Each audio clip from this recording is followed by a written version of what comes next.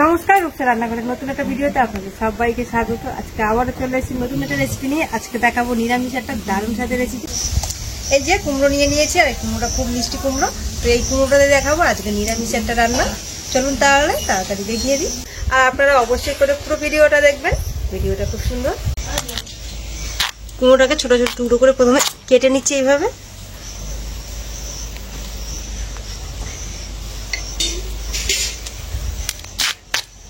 কুমড়োটা একদম টাইট কুমড়ো।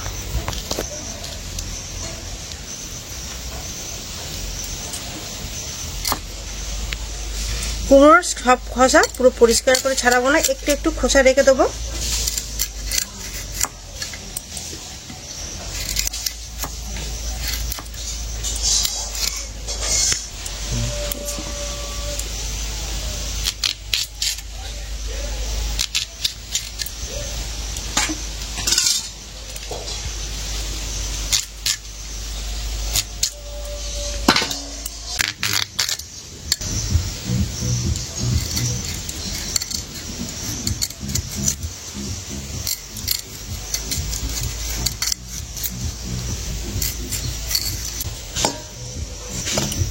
কুমড়োটাকে ডুমো ডুমো করে কেটে খুব ভালো করে ধুয়ে নিয়েছি। আর এদিকে চিনে বাদাম নিয়েছি, এটাকে শুকনো খোলায় কড়কড়ে করে ভেজে নেব।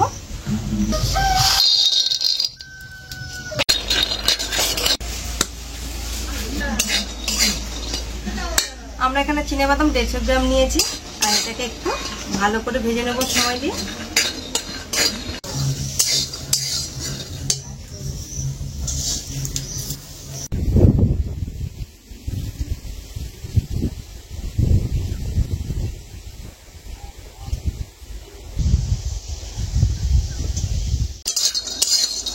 বাদামটাকে ভেজে নিয়েছি, এবারে যে নামিয়ে নিচ্ছি।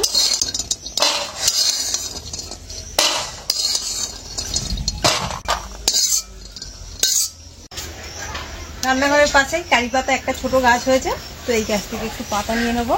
ফুল ফুটেছে একটা, এই যে এগুলো কি ফল?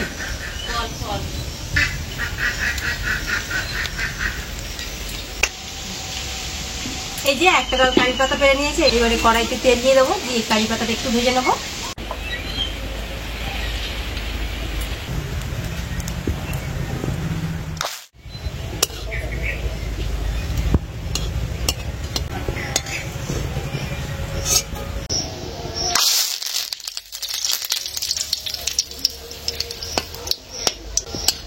কারি পাতাটা ভেজে নিয়েছি, এইবারে নামিয়ে নিচ্ছে একটা জায়গায়।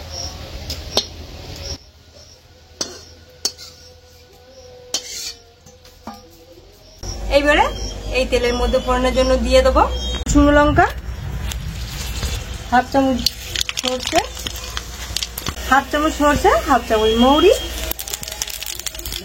হাফ চামচ জিরে। এইবারে দিয়ে দেবো কুমড়ো।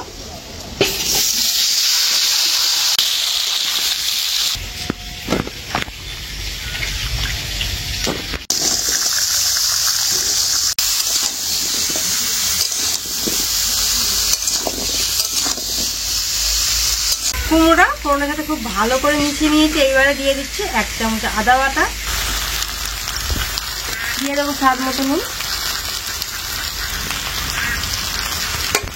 হাফ চামচ হলুদ গুঁড়ো,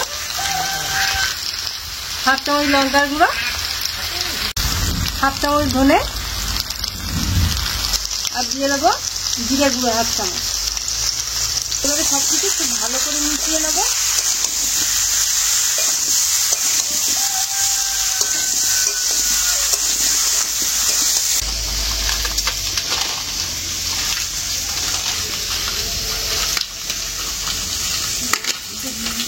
এইবারে দিয়ে দেবো এর মধ্যে হাফ চামচ কাশ্মীরি লঙ্কার গুঁড়ো,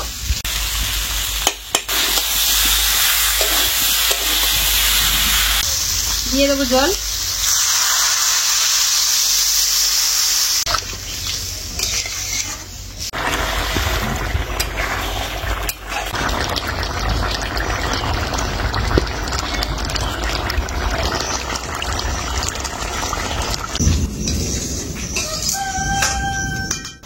জল দিয়ে 20 মিনিট খুব ভালো করে ফুটিয়ে নিয়েছি। সবকিছু খুব ভালো মতো সেদ্ধ হয়ে এসছে, ঝোলটাও একটু মাখা মাখা হয়ে এসছে।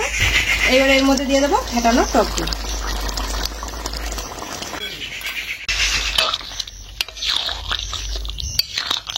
এইবারে দিয়ে দেবো এই যে ভেজে রাখা বাদাম আর কারি পাতা। এই যে কারি পাতাগুলো একটু ভেজে রেখেছিলাম। আর এইবারে দিয়ে দেবো ওপর থেকে অল্প একটু গরম মশলার গুঁড়ো।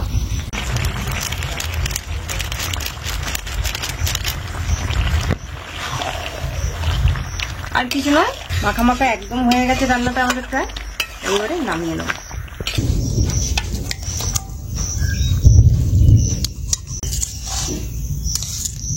নিরামিষ কুমড়োর তরকারি আমাদের রেডি হয়ে গেছে। আর এটা তো রুটি পরোটার সাথে তো দারুণ লাগবে, বা ভাতের সাথেও খুব ভালো লাগবে।